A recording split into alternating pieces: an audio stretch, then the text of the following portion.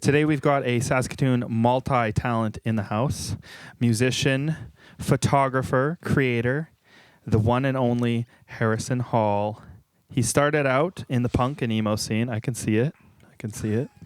Survived the chaos behind the bar at the Capitol. That's so true.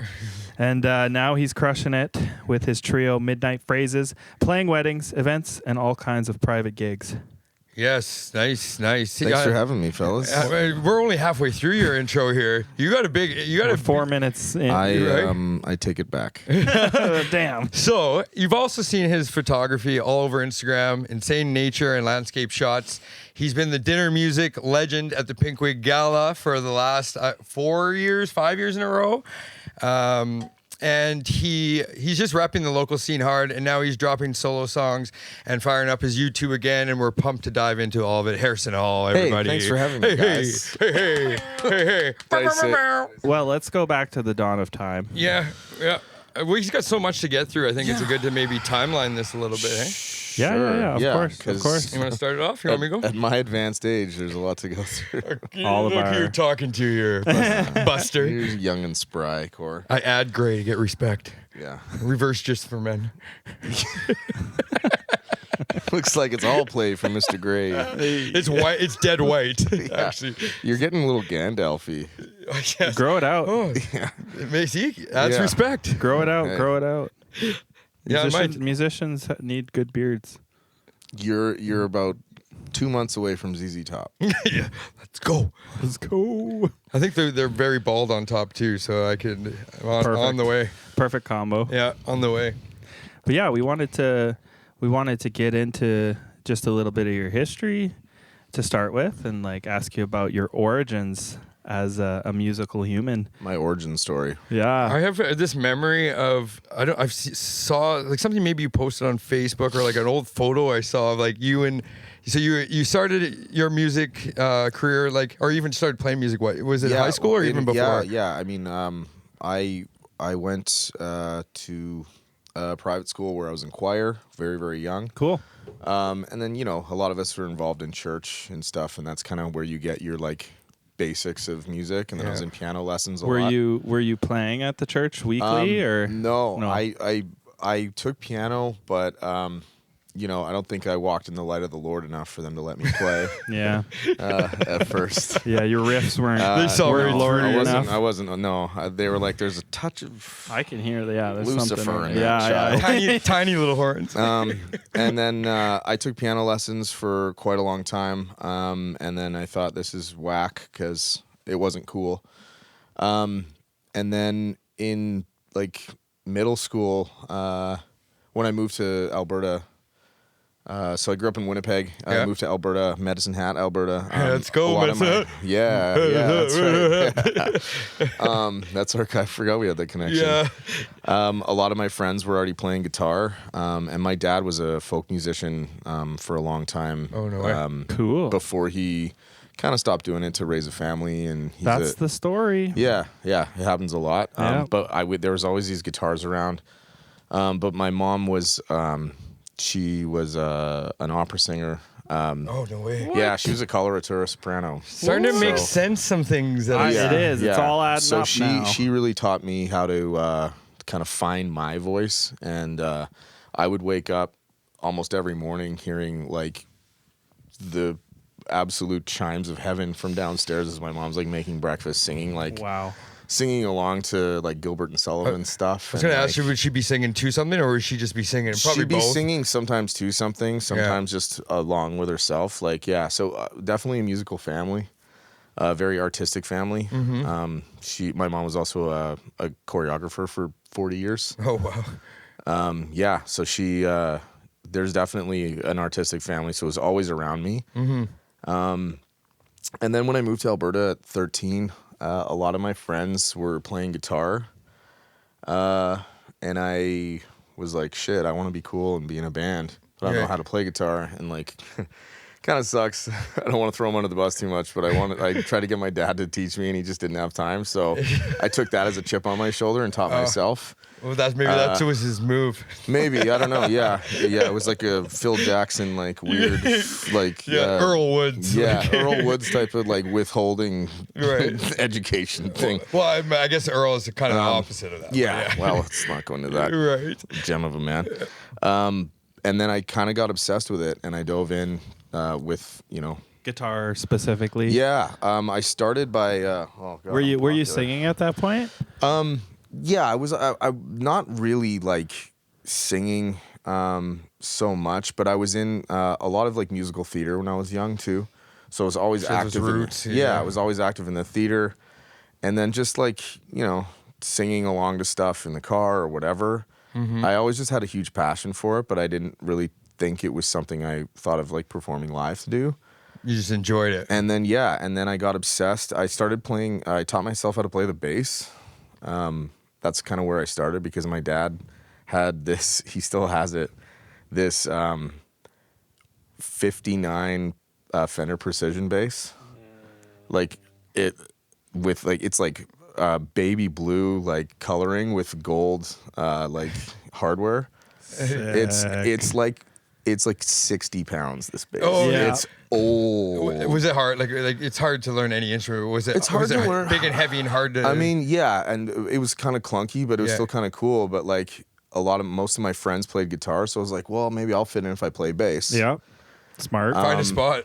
Yeah, right. Smart. And then some of my friends, like when I was 15, 16, we just started a fucking punk band and started playing Green Day covers. And were you shit playing like bass that. in that band? Yeah, then? I played bass and sang. And dabbling into guitar at that time. So and then I wanted to learn guitar, and I asked for an electric guitar, and my dad was like, "Nope, you can learn on this one." And it was just the shittiest piece of shit acoustic guitar. He was really putting you through it. But honestly, and I'll stand on this hill to the day I die, that made me so much better because if you can learn how to make a shitty instrument sound good, once you start playing a good instrument, holy shit. Yeah. Like if you can make this thing where the strings are this high off the fretboard and it makes your I don't have fingerprints anymore, I'm pretty sure. Because they've been gone for a long time. But like if you can make something that is just buzzy and shitty and then you're a little bit OCD like I was, undiagnosed, make that sound good, once you start upgrading, it's a whole new ball game. That makes a lot of sense. Like you're going into an electric a lot easier to play. And I find it and a lot of people they just start on an electric, but then when they try to go to an acoustic, they're like, oh, this sucks. And then it kind of like kills their passion for the instrument. It's so true. Where you kind of or they want to just skip to the next level, and I truly believe like if you're starting out there, if your kids want to play instruments, give them the shittiest fucking thing. Or if you're old when you start, dude. Anybody, but just start on something that sucks, because if you can make that sound good, you can make anything sound good, and you just have to know that it's a war of attrition. Yeah. And take it from me personally, like I taught myself, and I was lucky enough to have a musical background in me and blessed enough to have like a pretty good ear naturally. That's what I was going to ask you. Like, so you're teaching yourself. This is back in the day before internet and, where you could go and look up. Like, how'd you figure out chord structure and stuff? I'm not that old. Well, when you were grade 9, okay. Back in the day before this is like before the internet. Homie, this is I lived at this time, okay? Yeah, this is early 2000s. We had computers. Okay, fair enough. But like were the you looking up tower was already back in the Stone Ages? Like, man. 5 years before that, we didn't have it. Wow, you guys are so young. Whatever. I'm just saying I could look up tabs. Okay, you could. Okay. And I learned how to, but I could also read music somewhat well. Not since I had played piano, but honestly, I relied on my ear. I took it as a challenge to try and learn, just hear something, and then figure it out. Were you playing myself. The notes more then on the? Well, that's why I started on bass. Right. Because I could get away with root notes of chords, and then I remember it all changed when I found the power of the power chord. Yeah. Well, yeah, then you're blending into it. And that's why, you know, liking bands like Millencolin and Green Day, and like those ones where it's just like, it's like, hey, you learn that structure. Yeah, you're good to go for a plethora of pretty much punk almost songs.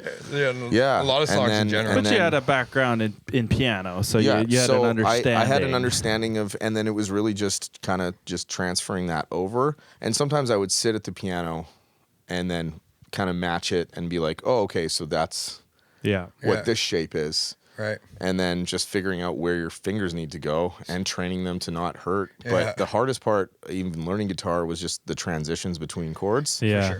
For sure. And making it not sound sloppy, but then also not going down like this. Because I was trying to learn to play and sing at the same time. Yeah. And then eventually that transitioned into playing in some bands in high school. And that was when Screamo really took off. Like Alexis on Fire. Yeah, I saw them when I was 16 years old at McEwen Hall. Yeah. That would have been 2003. So sorry, how old were you then? Yeah, I was 16 years old. Yeah, so the internet was invented. I'm not So you do the math. I was told there'd be no math here today. No, it's all math. You're a surveyor. I know. Your job During the is day, math, not at bro. night, Yeah, man. No Nice, math. brains off. Yeah, I have a that's calculator fair. at work, dude. Yeah, that's fair.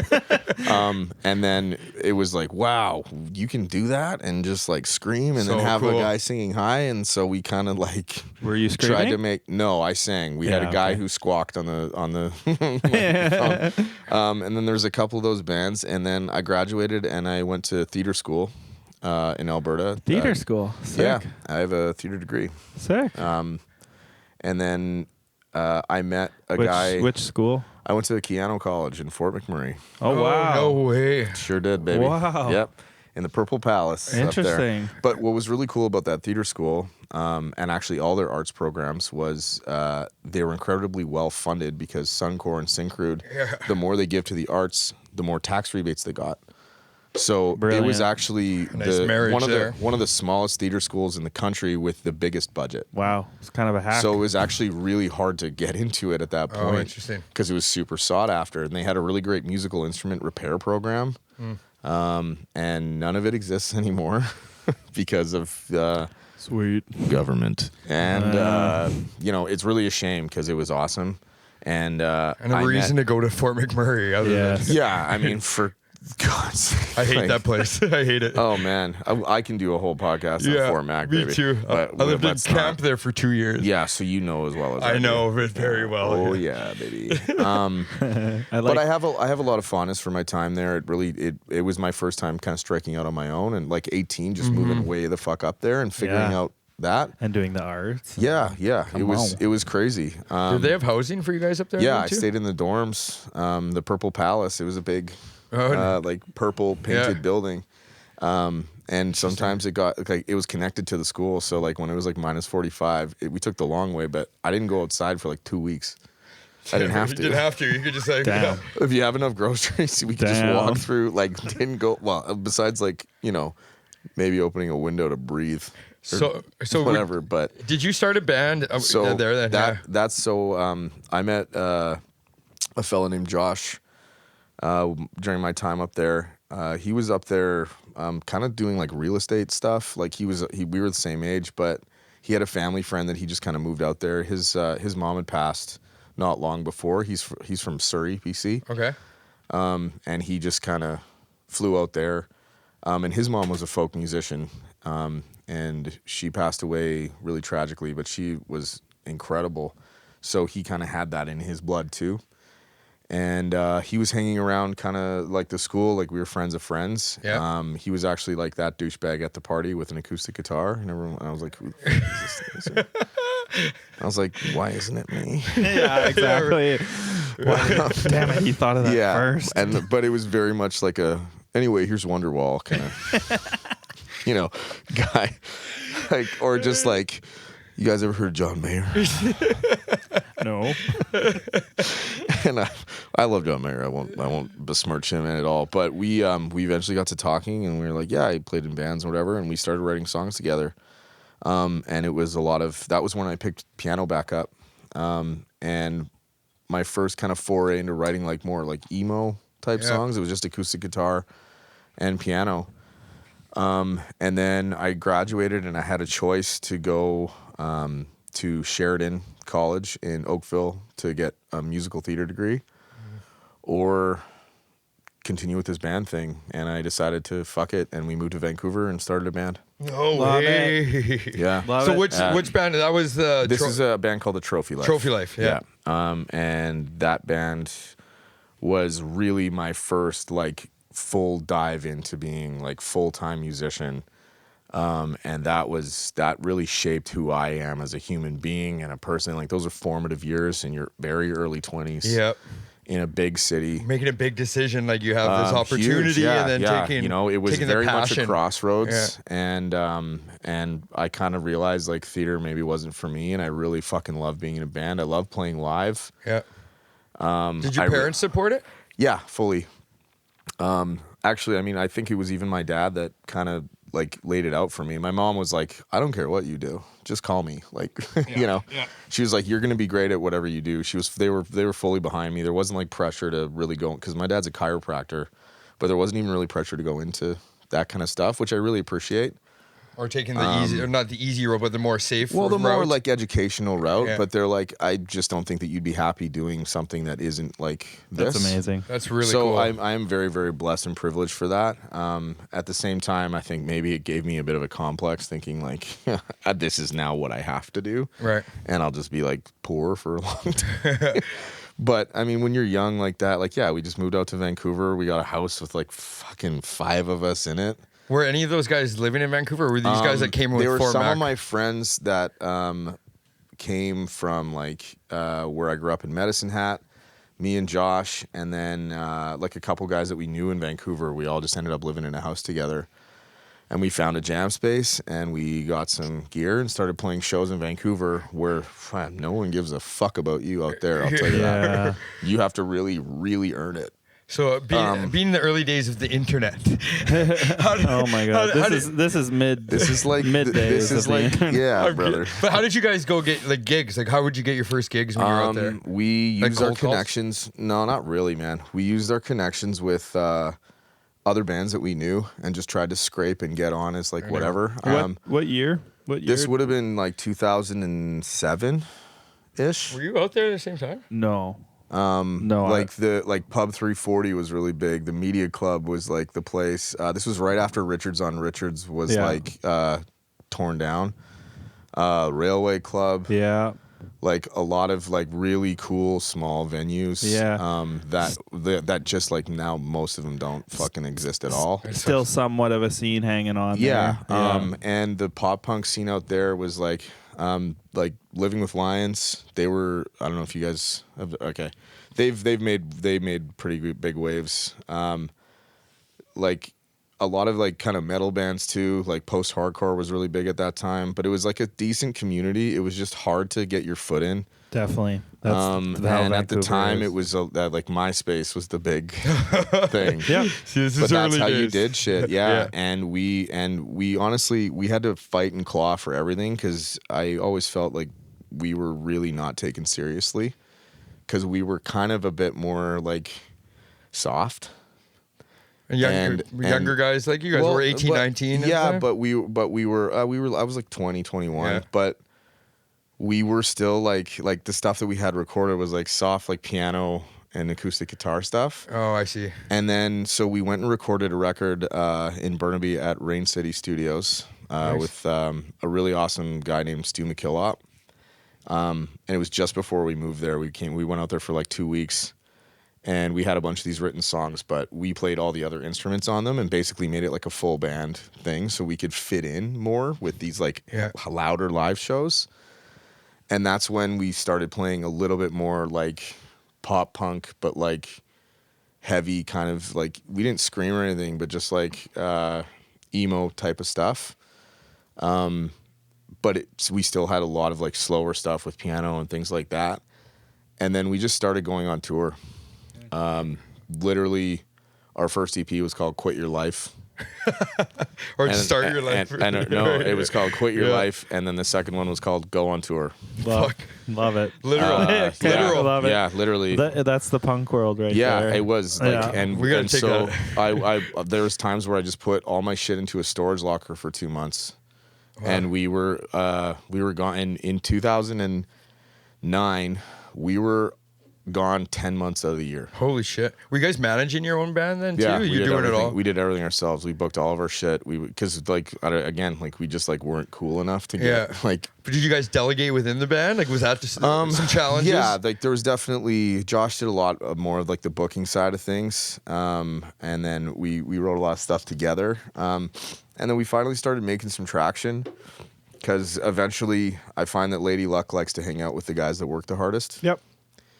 Who are resilient enough and don't give up. And we just didn't give a shit. But it would be like constant, like, man, you drive 9 hours in freezing cold weather to play in front of tens of people. Yeah, if that sometimes, eh? Or you'd crazy. show up to a gig and like the bartender wouldn't know it was happening. No sound system. And you're in Sault Ste. Marie. Oh, man. And you're like, well, that was our last tank of gas. Right. Yeah. But you figure it out. And like, or not knowing, like, really, like, man, I remember there was a time, like, I didn't ask my parents for anything, but we were in New Brunswick, and our brakes were grinding as we pulled in because we did an overnight from Montreal. This was our first time out east, and we're like, fuck it, let's go out to PEI. And we figured it out, and we did a 2-month fucking tour. Jesus. All booked ourselves. Like, it was brutal, man. That's intense. But those are some serious memories. Absolutely. And it made us so fucking good and resilient and road worn. Yeah. Like, yeah. But like battle tested. Self-sufficient too, right? Because if you can win over crowds that like don't give a fuck about you, eventually you would think things are going to work out. And then eventually we made friends with some other bands, and we took kind of a summer off the year before that in 2008, and then I played in this hardcore band with my best buddy Tim Bolton in a band called Conversation, and they're still going actually now, but it was very much like post-hardcore type of stuff and not stuff I had really done. And that was a 2-month tour through the summer because I was just like, fuck it, this is what I know. I'm gonna be a hired gun for these guys. Just keep going. And it made me so much better. And I was that kind of influenced me a little bit. And then once A Trophy Life got back together, we were lucky enough to get on a string of Warped Tour dates. Oh, no way. Classic. Yeah. No way. Classic. But that was through Tim, because Tim was a district manager for West 49, and they had like a big West 49 sponsorship. So we got on the Kevin Says stage.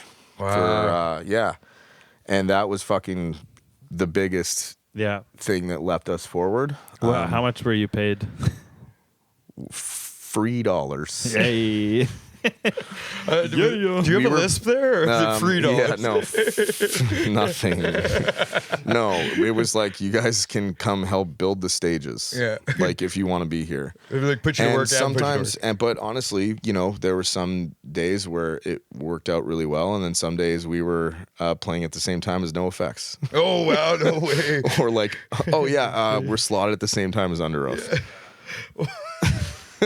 And it's like, Good luck.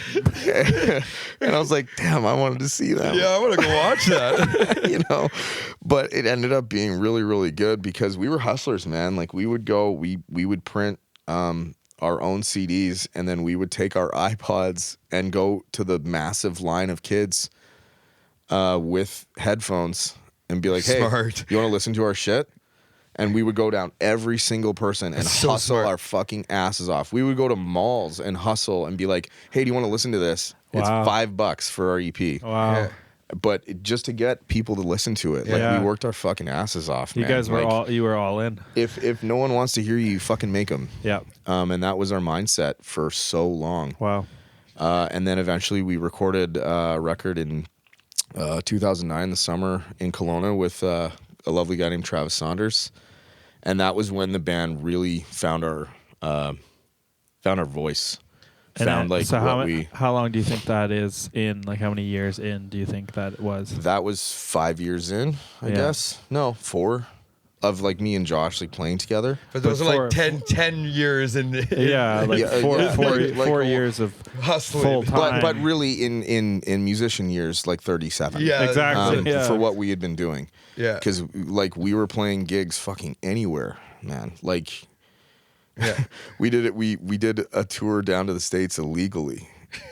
Because we were like, well, we can't afford visas, so we hid our merch into our guitar cabinets, and then wiped our names off of our website and changed our band name to Run to the Hills, which is we all love Iron Maiden. Yeah. And we had a friend down in Olympia, Washington, pretend like he had Olympia recording studios.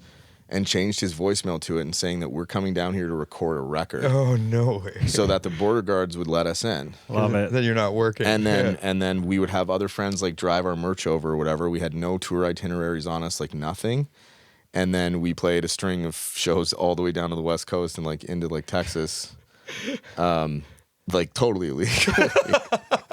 But it was great, man, because it was like if you want to expand, you got to get down there, and that's kind of where the scene is. And then we recorded that record. Things were progressing, and then we did our biggest tour. It was sponsored by West 49 across the country, where we played in store in West 49 acoustically, and then at night we played. So we were double dutying.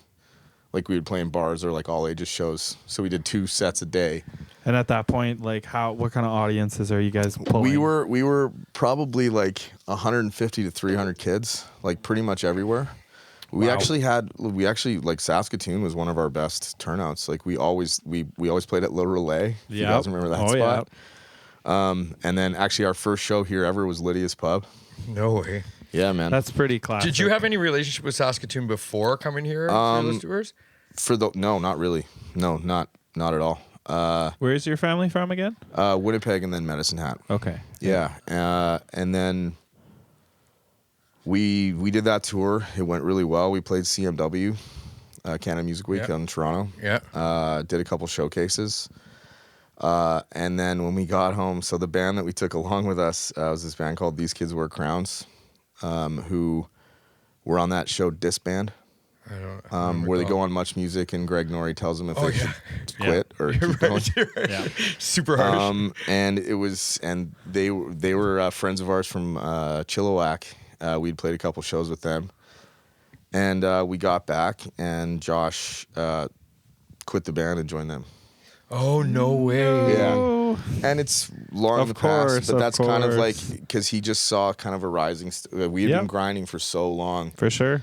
And he saw kind of his way to like jump ship into already like something, because they're going to go on Much Music. They're going to be on television. They have and they ended up touring with Headley. Right. Yeah. Cancel man himself. Well, For sure, and the for guy was sure. doing a lot of the booking and stuff too. Probably a little less. But they heat on immediately him. got a booking agent, and they like it was like they got the shortcut route that he always wanted for us. Yeah. Just as we were getting. Oh man. Like a little bit more time. And then this record, like we were literally in the middle of mixing it, and then one day I couldn't log into like any of the stuff, and I was like, "What the fuck?" And I messaged him, and then we met up, and he was like, "Yeah," and I was like, well, "What makes you think that you can just take all this away?" Yeah.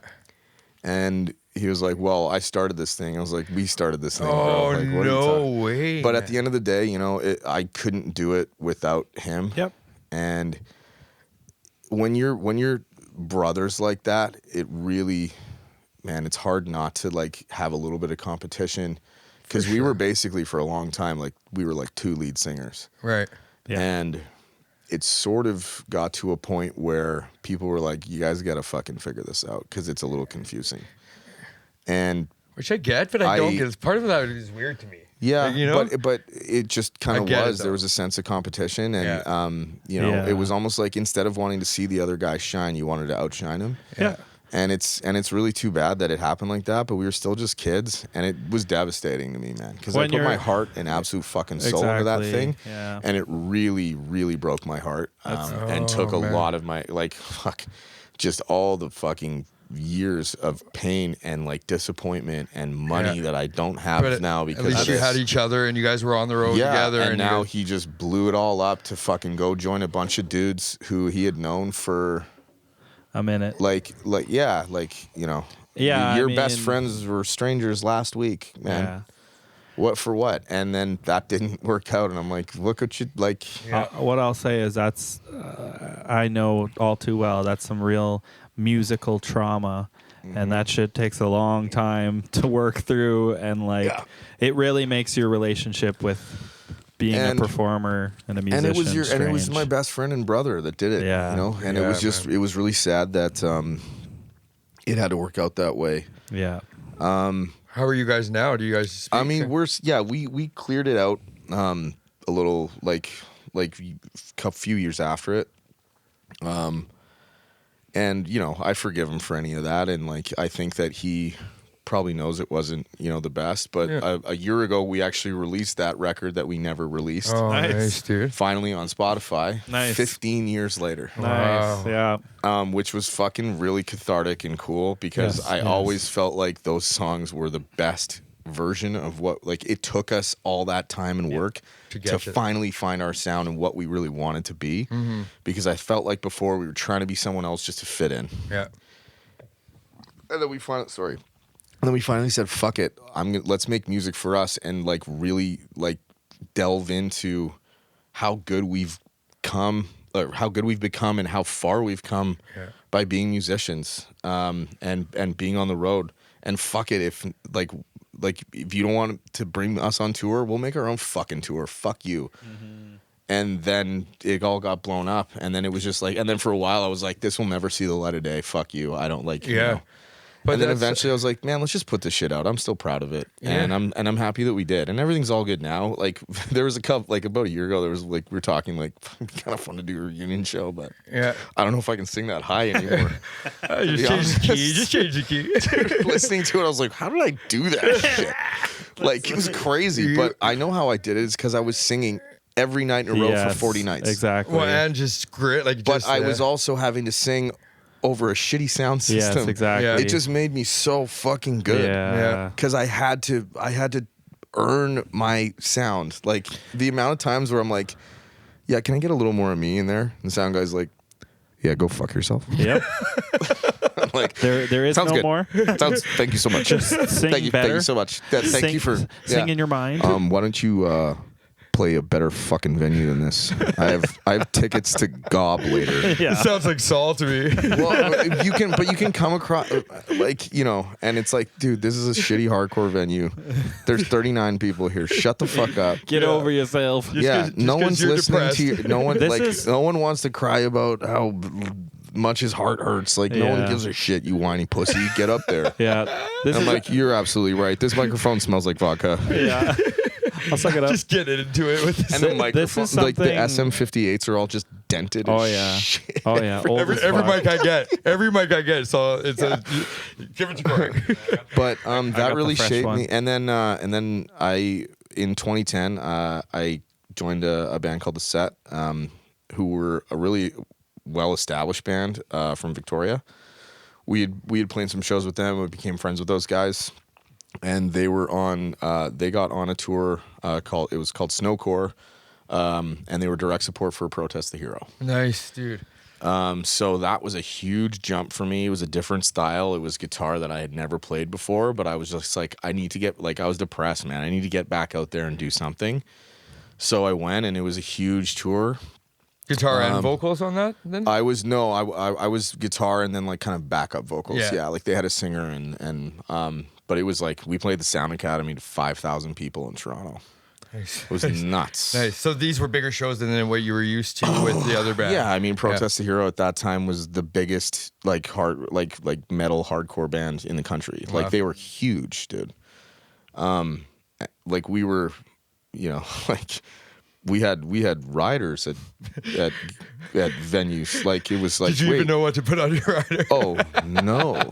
But we started putting like let's just put an ounce of weed on there and see what happens. Sometimes it works. You're right. Hell yeah. A lot of bands do that. They're Yeah. like, I just need like a cardboard square for breakdancing just to see if they fucking like do it. And then eventually they moved to Toronto. And I wasn't ready to move at that time. So that was kind of like where I sort of stopped playing in bands. This and was then- you still in Vancouver? Yeah, and then in 2014 I moved to Saskatoon, and my like I felt like that time of my life had maybe passed me by, and I wanted to like move on to something else. But music has always still been within me, and I've still like written songs and stuff like back and forth. But What brought you here? I followed a girl. Oh yes, Yeah. yes. I story in the didn't book. know that, but I already subconsciously Yeah, had an yeah. inkling. Yeah, like Well, why and else? Would How you- else does someone end up in I mean, Saskatoon? yeah, Right, and you she know, was from right. here.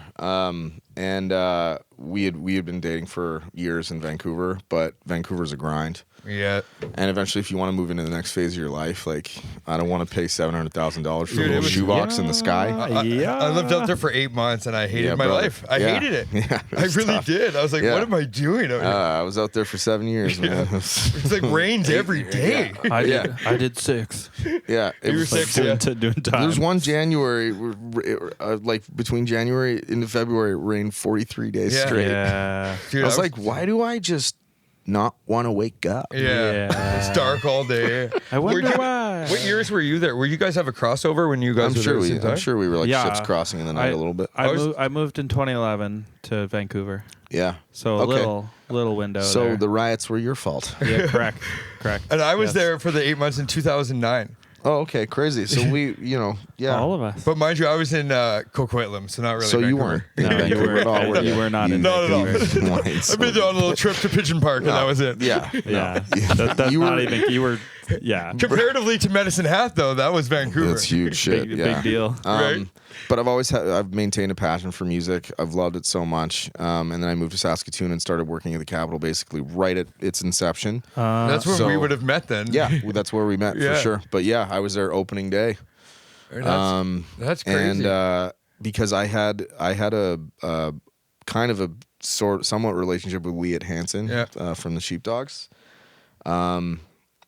And yeah, I started bartending there, and it was just so nice to be back in front of live music again, and Seeing it being every able night. to do and then being able to jump on stage at open mic or whatever. Yeah, just being the scene that's Yeah, here, which it is was a really, cool nice. scene, right? And but then to not I was like, fuck, like I could start another project, but I just don't know if I can go through all that shit again. Well, you needed some time to heal, I think, from For sure. And it was still pretty fresh, even though it was like we're looking at like 4 years later, but it was But still even just if- like, man, I Doesn't can't, matter, yeah. And No. probably even if you No weren't one- realizing a lot of that too. And we just don't have time to like our society's not like encouraging us or giving us time to like sit down and process the stuff that Yeah. happened. It just kind of happens, and Yeah. then when it's like over 8 years or something, like a long period, you Start to reflect a things little bit. happen, Yeah. and you do eventually process most of it. But I still think there's little bits and pieces that stay with us 100%. forever. But I think I've always just held on to music. It's like the closest thing we have to time travel, man. Yes, Right, I like Because that. I still go a little cliche, but it's true. like it. I every time I listen to any of those songs that we made or like find an old video, I'm just transported right back. No Yeah. doubt. And those are like canon events, core memories that I will never ever forget. And I still have some friendships from those times. And yeah, I mean, I wouldn't trade it for the world, I don't think. I mean, hindsight's 2020. Probably would have done some things a little bit smarter. Yeah, but this is what shaped you to who but, you are, right? Yeah, exactly. And you can't live life that way, looking back and like saying what ifs and stuff. It's just not the way the world turns. yeah, not the path that we're given, right? But yeah, it was a huge time in my life. It was, and now it's funny because so many people that I meet now, they have no idea that was a part of my life whatsoever, and that's totally fine because I'm not trying to hold on to any of those days. I at knew all. none of this shit. Until and then until I just like decide to get up there and play some songs in an open mic. People are like, what the fuck is this Yeah. shit? Like, you're the bartender. Yeah, It's like, right. brother, like, excuse you me? do not know the Uncle Lore here. Yeah. Well, and I know how amazing you are because you've done a few Wow. events with us, but I didn't kind. know like the depth of how this went. I thought you were like in Medicine Hat doing some stuff. No. no, like these tours that Yeah, that kind of yeah. not that it blows me away, but I didn't know, and it's Well, cool. and to, that's totally understandable. but you're not one that would But it's part of But I wouldn't. But I'm not like, man. How much you want to bet I could throw a football over the mountains? Exactly. Yeah. My Coach glory put days. me in. We'd have won state. Like I wasn't like, you know, Napoleon Dynamite. I would have made it. I would have made it, man. I know that one. If this guy didn't fuck me over, and like I used to be on this tour, and it's Right. like, man, we've all heard that fucking asshole. Yeah, man. And I would just never. I could just never be that kind of guy to try and like live, Yeah. like hold on to those like glory. when you days don't need for- to because you still got the glory days ahead of you, baby. Yeah, Right? or whatever. But I just look back on it with reverence, and I like Hell yeah. I can't you can't buy the experience that I got. No. No way, man. And I still have, you know, the 2 guitars that I bought and spent all my fucking money on that I'll never ever sell. Yeah. Do you play them quite often? Yeah, I mean that acoustic, that Martin that I have. Yeah. That's that when you was- play at the Galas, right? Yeah, I bought that when I was 21 years old for $5,000. Oh wow, that's a lot of money. That's a lot of money. Well, Did you finance it? finance. Finance. Yeah. Paid that bitch off eventually. 10 years later. And then I also bought my Les Paul Studio right around that time. And those are the 2, and like I have some other ones now, but like those Yeah. are the 2 I'm like, I'll never sell these Yeah. fuckers. Yeah. And they both have some wiring issues. And like, oh man, the amount of times like you open a door in the van and that thing falls Oh, out. no. And then it goes down an icy hill and you're like, could this be it? Or like I was traveling back. I was flying home for Christmas from Vancouver into Calgary and then on to Medicine Hat. And I usually would gate check my acoustic guitar because I didn't have a flight case. So I was like, I'm not letting you put this shit underneath.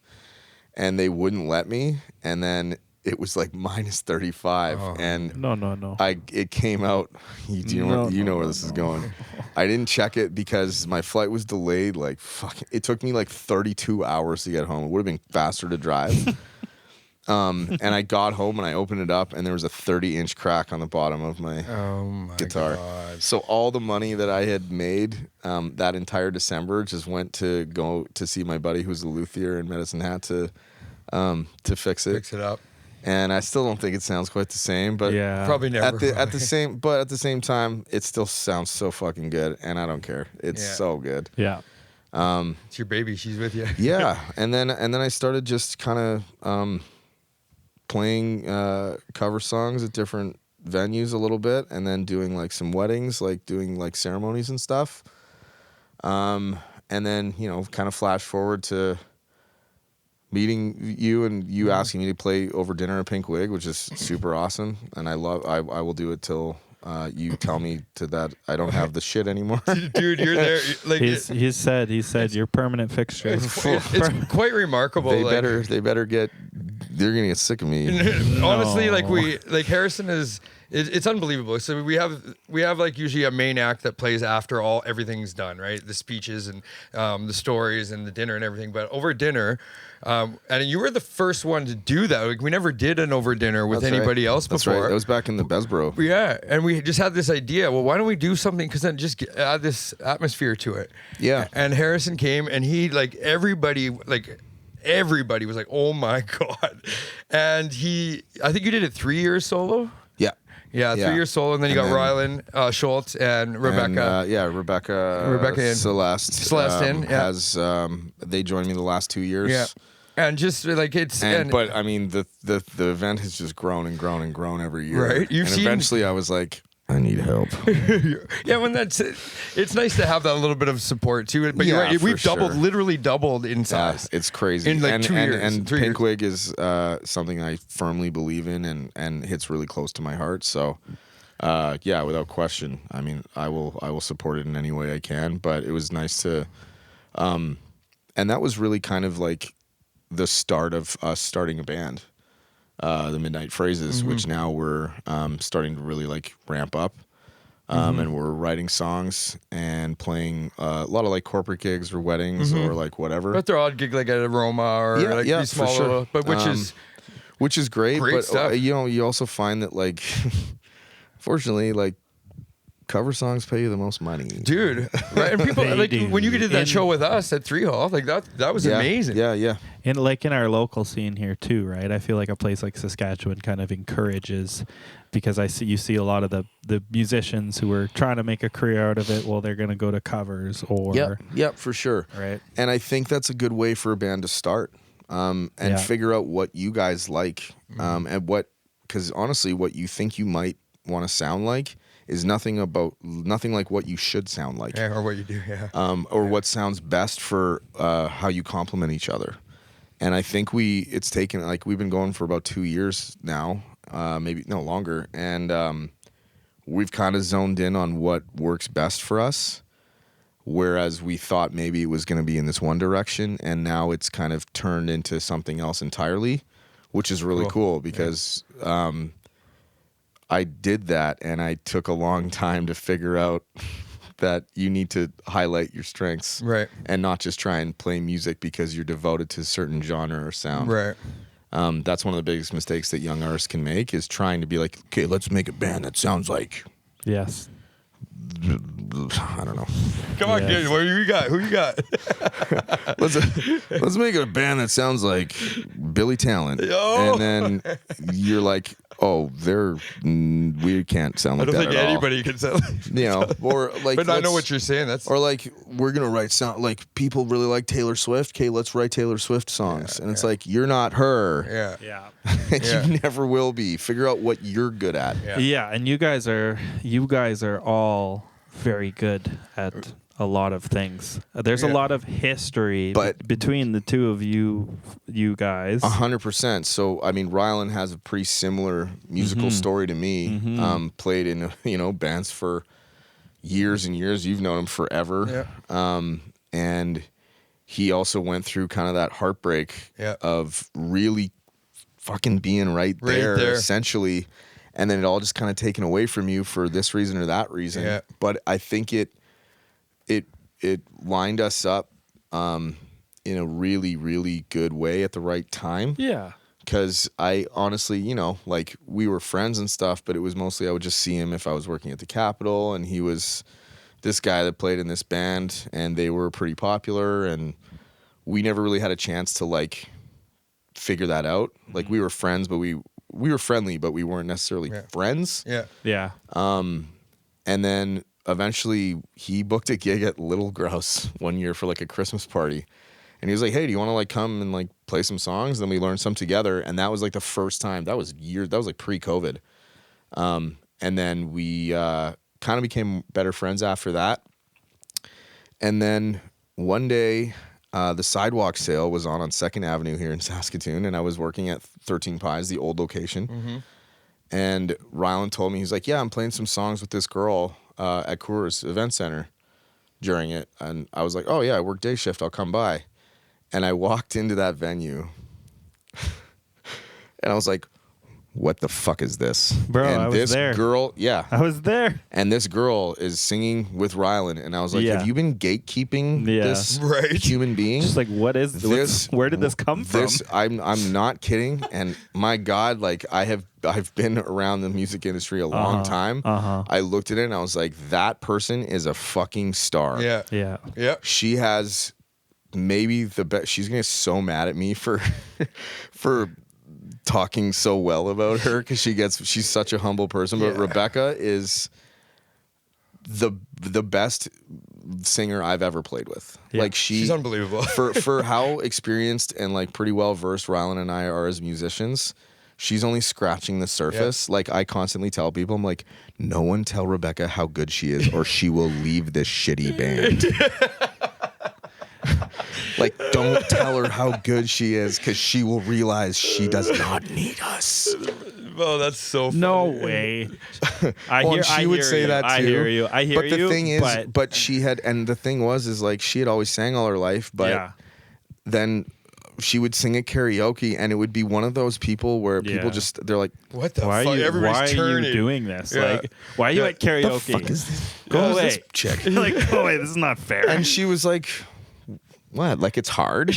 And she's singing Heart, Yeah. just bringing the house down. Yeah. And then eventually, one of her friends was wanted her singing at their wedding, and then they were friends with Rylan, so they played and then they started kind of playing some songs together. And I looked at this and I was like, I will infiltrate this band and be a part of it. Well so done. help me fucking God. Well done. Well done.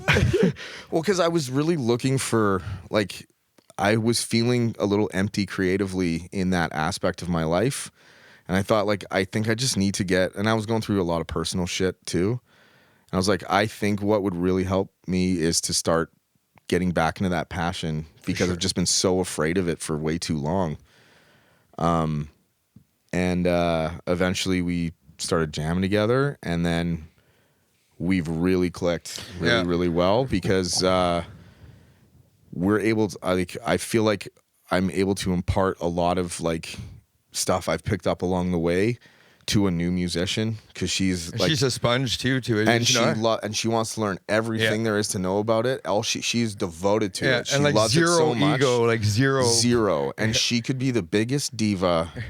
Green M&Ms only, like all white lamps in my dressing room, and that's fine. No one speak to me an hour before performance type shit. Yeah, and she is one of the nicest, most humble people. And then she gets out there and will quiet a place down. And she'll be like, nuts. Hey, all of you, shut the fuck up with my voice. Like, everyone will just stop and pay attention to that girl in the loudest bar you've ever heard. And then people, like, you just know it when you hear it. It's like that undefinable X factor that she fucking has.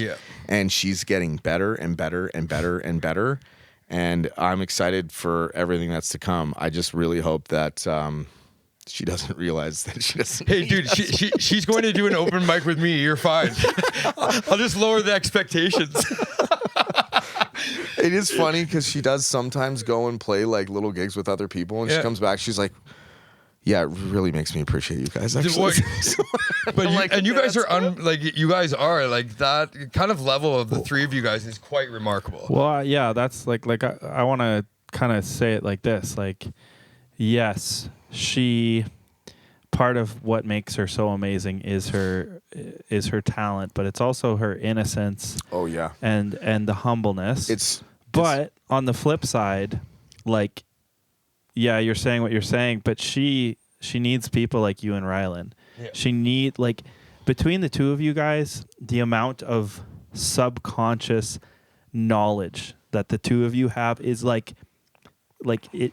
You could both be writing multiple books on a music career. Wow, yeah. Right? Like, that's really nice of you to say. But man, over the years of you guys literally putting in the work, and it just so happens that, some stuff happened and some traumas were this and that. So you guys need someone like her, the innocence and the excitement, right? You hit the nail on the head, bro, buddy. That marriage is so important. 100%. And it's really revitalized our love for it, because I think Rylan and I were both very jaded from all of it, which is really hard not to be. Fair enough, yeah. Because I think, to get to a certain level where you can do it for a career, there is an element of right place, right time.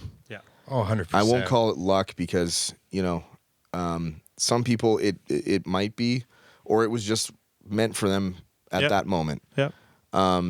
Sometimes it is hard to look back and be like, why the fuck? Like, how did it just not line up? But it wasn't, how it was supposed to go, and that's fine. But it truly does take someone with the revitalized passion of just being like she was like, oh my God, there's so many people here. And I was like, Rebecca, there's only 600 people here. What do you mean? And she's like, how is that normal to you, motherfucker? And I was like, oh yeah, I guess I've been doing this since I was 6 years old. Yeah, it's not, you don't even really like playing in front of crowds, or being like, and then, getting to a level where like you can't see the end of the crowd, that's a little different. And I guess it's easy to take that for granted after just doing it for so long. But to someone new, they're like, playing in front of 20 people is terrifying. Yeah. And then I kind of realized that, because it's like, to me, like, I could get up there and fill an hour without rehearsal. Yeah. But that's just because it's something that I've just it's second nature towards. to you now. So I think you're totally right, and I appreciate that, because sometimes, on stage, like, Ryan and I just look at each other and we know what to change. Yes. Without saying a fucking word. Yes, it's like you or like one of us kind of fucks up and we look over and it's like, Yeah. and we Roll it. adapt. Yeah. Like our ability to kind of seamlessly change on the fly and do things. And then it's funny because after a gig, Ron and I'll talk about, I was like, hey, so that's 3/4 change on that song going in there. He was like, yeah, I know. I don't know, whatever. I don't know what I did. I was like, no, it's fine. We figured it out and like changed the keys there. And Rebecca's like, what are you guys talking about?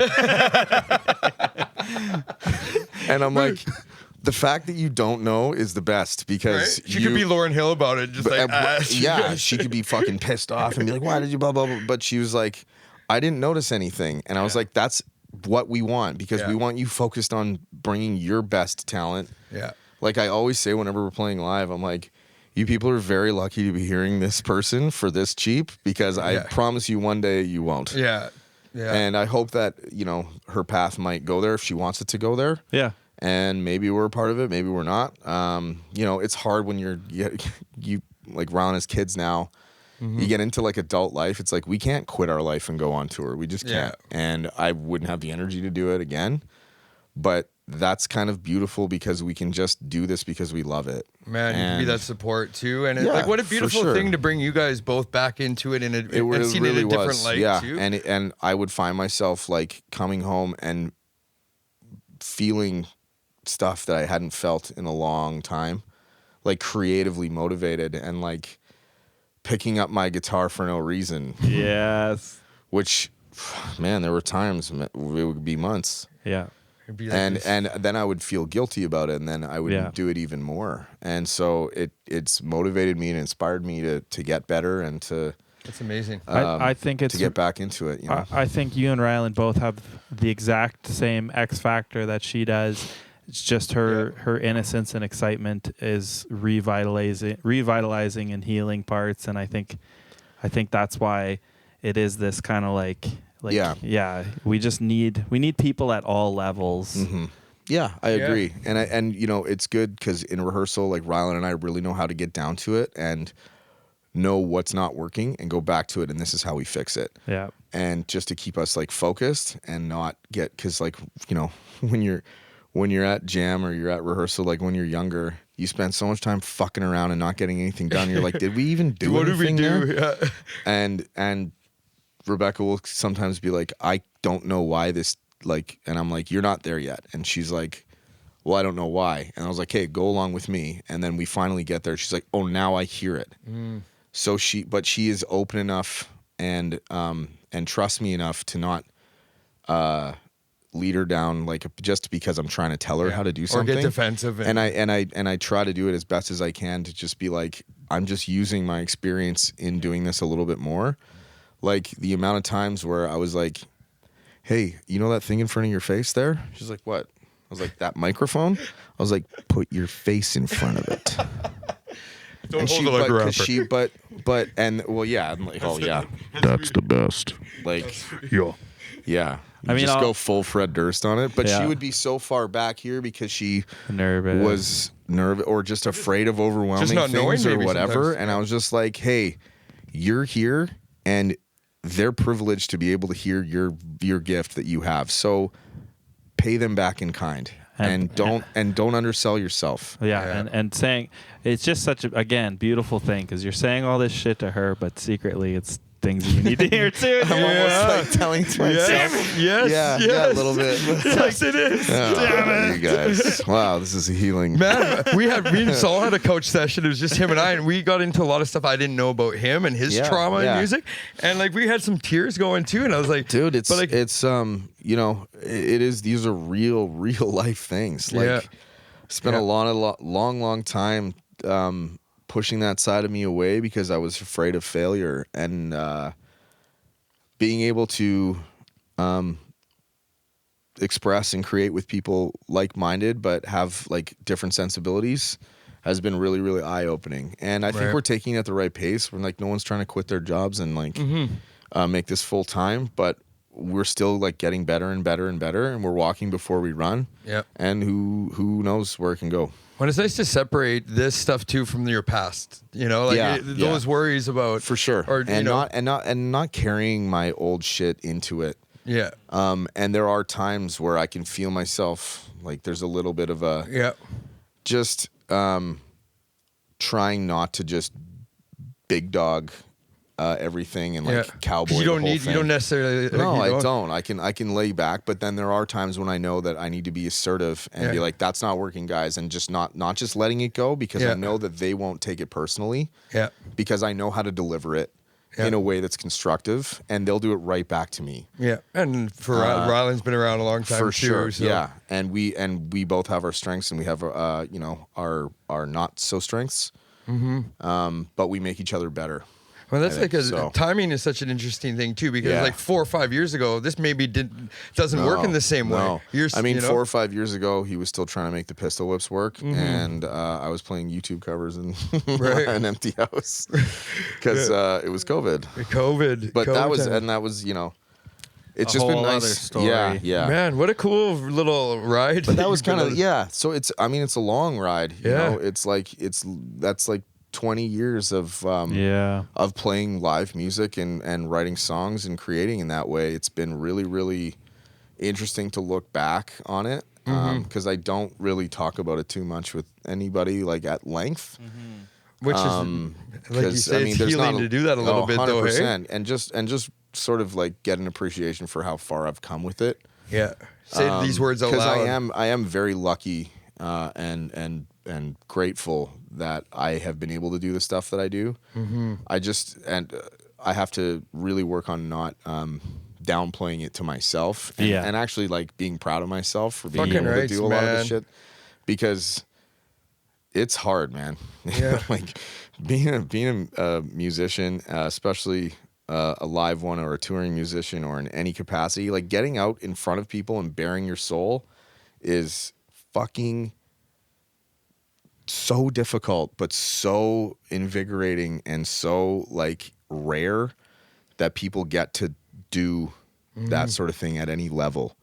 When you come do stuff like at the Pink Wig, when you're there and that kind of like, I know me and you've had good talks about it after, just the connection that me and you have through that. But like, I'm sure like, being able to go there and do this over dinner, like I know and this guy has not taken one penny, by the way, and he won't let me, which is just, not for that. No, I get that, but it's still, whatever. That's a side thing. But like, I think to have a gift that you have, and then say you stopped playing music because you were, you had this trauma, you had this heartbreak, and just pushed it all away. And just like you could, right? You could go there, but I think to come back and to be doing stuff like that, like those, like you're not in front of 7,000 people, but the reward you must feel from that must be. It's still huge, and I'm very appreciative and.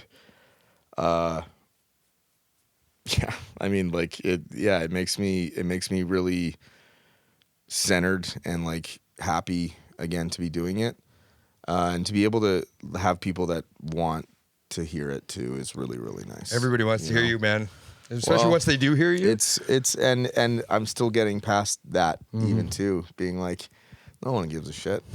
But then when I play live, I'm like, fuck, this is really fun, and people seem to be into it. They're into it, man. The easiest thing about it's like so easy as a lifelong musician who is maybe growing older and has other responsibilities is to go, no one cares, and it would be so easy to never do this again. Right? Yeah. But there's this thing inside of you that just like screams at you. Yeah. It's like, what are you doing? Like what? And then every time that I do end up doing it, it's like time stops, and I feel like I'm doing something that I like. There was a big part of me that was put on this earth to do that sort of thing. Yes.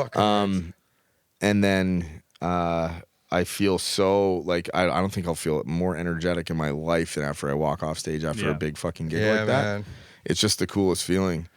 But that's why you just got to keep doing it and believing in yourself to just like.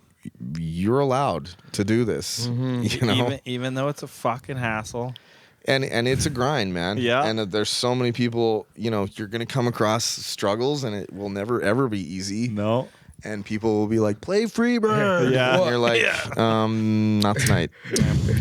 No.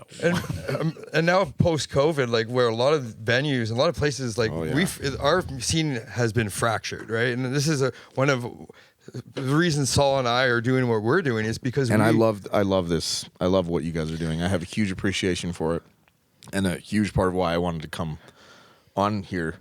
Well, it's in Thanks, line. brother. It's in line with your story, my friend. Yeah. That was a Oh, that was my coming God, for a I high thought you were five. going way like this. Yeah. To hear this story, because again, parallels in my own reality, Yeah, for sure. and parallels in us with like you guys and Rebecca, where like me, I'm kind of jaded from events, and then Corey has like such a fresh, excited perspective. Yeah, for sure.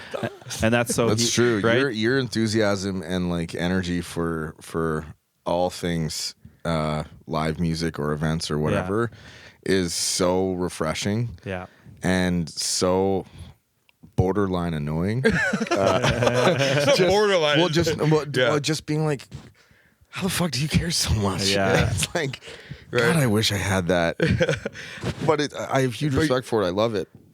Excuse me. But you're right. Like, venues and live music and people giving a shit to come out to shows, like the amount of times where like I saw this meme the other day where it's like a guitar player sending out 12 it's all good next time, bro, as he's sound checking when people tell him that He's they're not gonna come. not, or people being like, yeah, I'll see if I can stop by, and they never fucking do. Yeah. Because there's always another opportunity for someone course. to go and do something else. Especially now, there's way more and distractions. there's a really and there's it's really unfortunate because it's like no one gives a shit until you make them give a shit. Yeah. Yep. They will go and support some artist they've never met or seen live and pay hundreds of dollars to do it. Yep. That wouldn't give a shit about them if they saw them on the street, but like their best friends, they won't go and support and pay $10 to go see. Or they pay what? And we don't do anything less than $20 now. by the way. I will. Right. I will say, yeah. being a musician is one of the most empowering, but fucking humiliating, Humbling. demeaning, embarrassing things possible. It's like both. It's like when you get there and you're on stage and people actually show up, and it's like, and then the rest of it's like, why do I? Yeah. But the moments when you get there, and anyway, that's it's people like yourself, it's people like my own experience, like this things that remind us why what we're doing, it doesn't matter how hard it might be, we have absolutely no choice. Yeah. Because you should never have to feel the feelings that you felt about art and music. You should never have had to feel that. And I know it's part of your journey, but we're so grateful that you're finding your way back into it. Well, thanks, man. I man. appreciate that. That's really kind of you to say. And that hit me right in my feels. Yeah. Like hard. And likewise with your story too. Like, it's no one really deserves that, but getting past it and having like community like this is so important in feeling okay with allowing yourself to get back into it again. And without this sort of stuff and live music, like local community stuff, it is going to go the way of robots, you know? And I think that everyone, it's like music is so accessible. It's never been more accessible, but it's accessible in the worst way to make music last. And I think that there's going to be a revival of people wanting that intimate connection. And I think you guys are kind of on the forefront of that with the events that you host and just constantly welcoming, hey, if you want to fucking come play. But then you're giving people a reason to support it too. And I think that day is getting closer and closer where human connection is going to be the thing that people crave, because right now I think we're further separated than we've all ever been, because we all have these little supercomputers in our pockets that we can access anything we want. But there's no, like, music isn't meant to be listened to. It's meant to be experienced and encapsulated into your soul. Yeah. Mm-hmm. It's not meant to just be listened to here. It's meant to be listened to fucking right here. Yeah. And that's something that will never die as long as people like you guys exist and with what you're doing. And we truly believe that we have to, once you get to a show, like you say, your buddies that do it will go do whatever. You know, everybody wants music in their life, whether like commercials, we have music, TV shows, we have music. It's necessary. Right? But then you're not going to pay $20 to go to your buddy's show. Yeah. But once they're there, like once we get we've had, there. We've had so many experiences with people who, like, if you ask them what music do you like they're not going to have an answer. They don't care about music at all. No. But a group of them will end up at the thing and then they're like, This is amazing. Like, how do we how do we support this? But it's crazy because, you know, growing up to me, it was like people would go and they didn't care who was playing. Yeah. They would just go. Yeah. I don't get. Let's just go to open mic. Yeah. Not because any of our friends are playing. Let's just go check out some live music. Or, oh, there's a band coming in town and I've never heard of them. I'll go by myself. Yeah. And people are so afraid of putting themselves out there in that way because they're scared. And then that's truly why they're not experiencing new artists. They're just liking what other people like or what they're told to like. You know, like there's certain artists out there that are the biggest in the world it's music for people who don't like music. Right. There's a lot of it is that. And I think a lot of these. I would say the biggest artist in the world is music for people who don't like music. Yeah. And it's good for that person on capitalizing on that market. But it's kind of crazy because I think a lot of these kids never got to experience. Like a lot of kids were in all of their high school. It was COVID. Yeah. So they weren't even out like doing shit. You know. It's just if you think about it, competition, right? It's like on any one given night, I could just stay home and watch YouTube, Netflix, sit on TikTok, and that's before even maybe reading a book or writing in my journal or doing my work or reading trying to a book. Journal. You think kids are reading books? I don't know. Maybe not. Kindles? No, just kidding. TikTok books. Yeah. Recaps. But you're right. They're not getting that. And like when I was 15, 16, I was sneaking into bars or venues and going to watch a punk band and having some fucking guy spit water in my face and then necessary. And then getting thrown into some mosh pit I didn't want to be a part of. And I'm like, whoa, my God, and getting dirty and sweaty or getting a rush or going or saving up all my money at 15 years old so that I can go and buy all the merch I can at Warped Tour for bands that I'd never heard of, or going into HMV and listening to one song on the headphones that they would have that were, now that I think about it, that's disgusting. And then hearing that song and be like, I'll buy this whole album for $22. I don't care. Yes. Having CD books. Yeah. Like flipping through physical, albums, like having that physical, like it's something that I was very lucky to experience. Yeah. And then just going to a live show and experiencing what that was like. And that's what made me want to become a musician. Yeah. And without that, we're not going to foster those young artists in the way that they deserve. Yeah. So unless they have a platform and a home base to do it. Yeah. You look at just casual late stage capitalism and like it was always going to take advantage of art and music especially because you have a bunch of people who want to, this is their dream, and so it's just the easiest to take advantage of. And for sure. If you look at what record contracts are like down to the bare bones, and it's always been that, and it's only gotten worse to the point now where it's like you're not a musician, you're a content creator if you want to be successful. Yeah. So you have to just love it. But yeah, it's like, to be honest, musicians have just been societally devalued, and unless you cross a certain threshold, you're just people don't know they're doing it, but subconsciously you're devalued. And they're condescending to you in the way that they talk about it. Yeah. Like, are you still doing your little music thing? Your little music thing. No, you still doing your little accounting thing, Sheila? Nancy. What do you mean? What do you mean? Like, Todd. Oh yeah, you like where's your little guitar? Like, sing us a song. Sing a song right now. Sing a song for us. Sing a song. Kumbaya. I'm like, do my taxes Yeah, bitch. right now for free. What the fuck are you talking It's so about? true, man. But people, and then until you get to a point where now Of people like you're popular, Of course. or you're playing on a big thing, and now Now it's something. you've skipped up to this like level of reverence that and now they all pretend like they were there at the beginning. Oh, remember back in But the it's day? like you never supported me one fucking bit. For sure. It comes down to like as prices increase for eating out, for alcohol, for all of this, people still go buy the alcohol because they're dependent on it. As we removed CDs, as we took away things for musicians to sell, you started never spending money on a musician.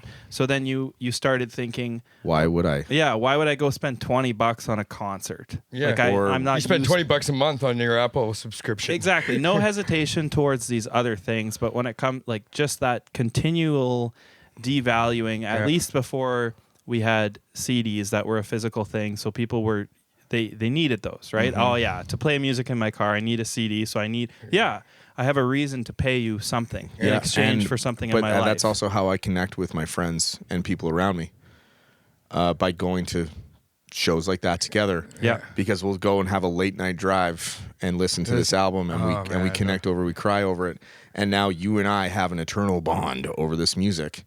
Like I said, it's a time machine. Yeah. Let's do a podcast in the car one night. Listen to music. That'd be sick. The three of us. But the thing is, those same people are happy to spend $400 to go see fucking Zach Bryan. Totally. Yeah. Who, it's like, why are you so okay with paying I'm like, I don't care if my favorite artist in the universe is coming to town. If they are telling me to pay $500 to go see them, they can take a long walk off a short dock. Literally no chance. Well, I think but there's so many people who are just like, oh yeah, I gotta go see it. I'm like, you don't even know why you like this. Yeah. And I think the lack of care for like the local, like just like having a good sound man, having a good sound equipment at your place. You know what I mean? So they're just separating further and further. And they come in there and they're like, oh, we better sit at the back so that no one thinks we're too eager to be here. Right. It's a really weird thing. Like even we filmed a video for a band at Glass and Lumber. We were chatting with the owner there, who actually he shut down Underground Cafe, and damn, I know. And basically, he was just saying how people came up after we were like, "Oh my God, we're so sad." And he's like, "Well, where were you? Where were you? Yeah, like where were you the last 6 months, right?" Oh, don't give me that shit. You know? Yeah. So it's just such a bummer, you guys. We love this place. I was like, I've been here every day, and I haven't seen you in 6 months. Yeah. Like if you loved it, you would show it. Yeah. And it's. Without people like you, we will go the way of the dinosaur with live music, and then eventually the only things we have are concerts that no one can really afford. Yeah. And then people will stop trying to be live musicians because it's just going to be so hard to get established and impossible to get seen, because everyone can get seen through these little platforms, but who knows if how doctored any of that is. It's really about maybe how you look or capitalizing on a certain trend or sound. And then when you get to a level, you're not going to have the chops, man. Like when it comes down to it. Oh yeah, we've already seen that. You didn't grind your way playing in front of 13 people in Etobicoke. Yes. Do you know that? Antigonish. Coming to a bar and then being like, you can't fucking play until the Leafs game's over. Yeah. My mom's from close to there. Really? Antigonish? Nice. I don't know why. That's in Nova Scotia, right? I don't know. That's Mind funny. meld. I don't know why that came into my head. My mom not far from there. That's funny. But eventually, if people don't go to support those places, they're going to shut down, and then they are. small artists they have been. and they continue to. They are, yeah. So and then everyone will go, bringing it back, baby. Yeah, We're man. bringing it back, baby. We got to patronize these places and give the little guys a chance to be seen and heard. Yeah. Well, our goal is to get our own spot. That's what we want to do. That's what we want to do. And, we have obviously different ideas to do that where it's not your typical, music venue necessarily, but like we have just modern. It's a modern time, and we can't just do the same old that everybody did. And we don't want to necessarily do that. Modern problems, but we want modern solutions. That's right. But we know the impact and how much it matters to have that connection, and to have the connection between musicians, because as musicians, you don't see each other anymore. You go do your No. gig, Yeah. and then you're not doing these like Yeah. Or you have to work and you can't make it, Yeah. or like whatever. Whatever it is. Or you're tired. Yeah, you're You know, tired. yeah, you're- because you're grinding away just to put food on the table or whatever. Or like, yeah. man, I really my guitar broke. Well, I guess I'm not playing music for a while because Right. I can't You afford. can't a new afford it. one, you know. yeah. But It's we've loved our brutal. jams, and like we've had our jams and even our open mics. Like we get Yeah. the likes of you guys out at our open mics, and But you know, that's where we knew we needed to go to cut our chops. We couldn't just book a show and think that we deserved it to like just immediately go and like pay us this. It was like, Right. no, this is how we figure out what kind of musicians we are. You have to, I truly believe you have to go earn your stripes. Go play for nothing. Yeah. Go play at the shittiest time set in front of no one. Go play while they have the big screen on of like the playoffs happening. Like go and try and win people over. And then you will find out what kind of musician you are, what kind of artist you are made of. And you will be surprised at how much you can find in yourself and how resilient you can be and how much you do truly believe in yourself. When you're just like, no, I'm committed to this. I will not shy away. I'm going to make you hear me fuck yeah, dude. because I deserve it. And we have that within ourselves. We truly do. And that's how you truly get a passion and appreciation for music and art, I think, in general. Because no one, at this point, no one's going to give it to you. Fuck, he's getting me excited, dude. Hey, man. When are you? I'll not give you excited? a halftime speech anytime you want. Man. I'll make you run through a brick wall. Who's coming with me? Yeah. But it's so true, man, and it's nice to have people that want to go out and you know, it's nice to have these places to go, and there hasn't been, and you know, for us, we're happy to have the likes of you out at our shows, and Yeah, man. And I think we're, you know, we all have all tried to make a bit more of a commitment to do it more for Yeah. each other. Because it's so easy to just be like, well, I was okay.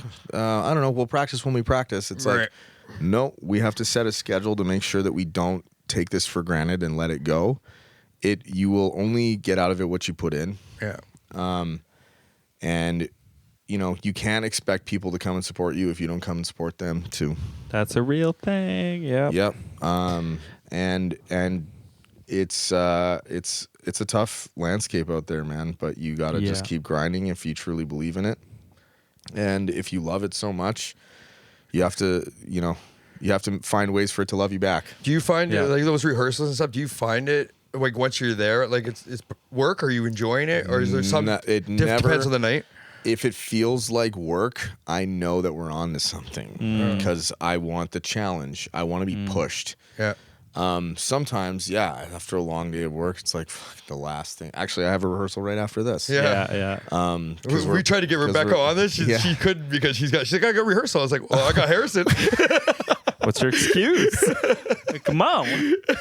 It's fine. Yeah. You're fine. Yeah. They can't start with You're me. fine. Yeah. Okay. Well, this has been a really We have good been chat, going but for- I didn't even Yeah. notice. I have one question though. Yeah. At the Capitol, when Sure. you were working there, what was the craziest rider that you had? Guys coming Oh, in. shit.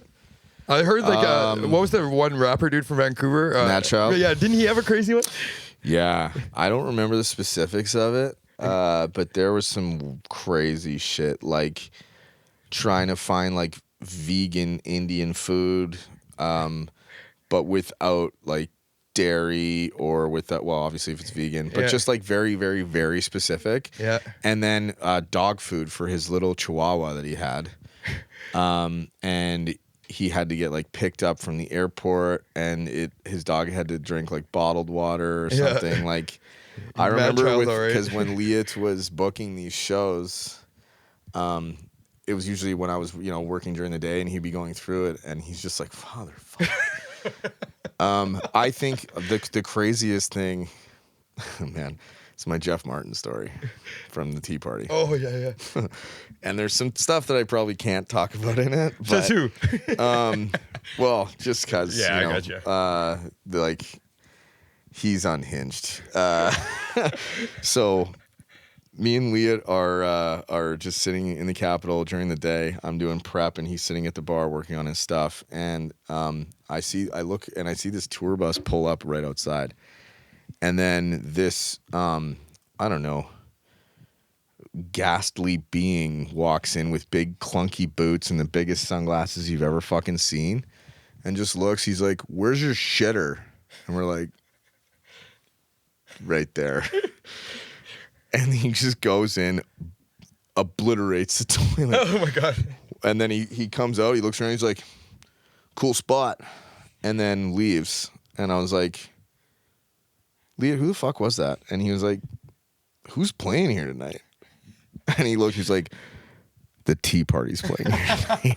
And I was like, "Was that Jeff Martin that just walked in and shit all over our band and then walked out?" I was like, "Yeah, it could have been." Cool spot. And then 20 minutes later, Leah gets a phone call, and he's like, "Hey, is this Leah Hansen? I'm the road manager for the Tea Party and Jeff Martin." He was like, "Oh, okay." And he was like, "Yeah, Jeff said that he really liked your venue when he was just in there." And then Leah was like, "You mean when he came and took a shit?" That's all he did. He only got as far as the I was shit. like, "But you couldn't, like, you had to go and be like, yeah." And so the next part, he was like, "Jeff wants to invite you to the show tonight, but he wants you to find some stuff for him." And he's Oh, like, what "What kind do of you stuff?" mean?" And then, continues kind of from there. Ding dong. I'm Yeah. assuming that's our next. That's our next guest. podcast. Oh, shit. That's Okay. okay. Am I Okay. running over? No, you're good. You can wait. Yeah. Who is it? It's Krista from Lunar Music. Oh, cool. Yeah.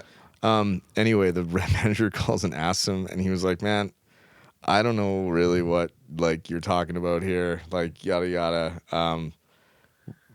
So anyway, we ended up going to the show or whatever. I'm not sure if they figured any of that out.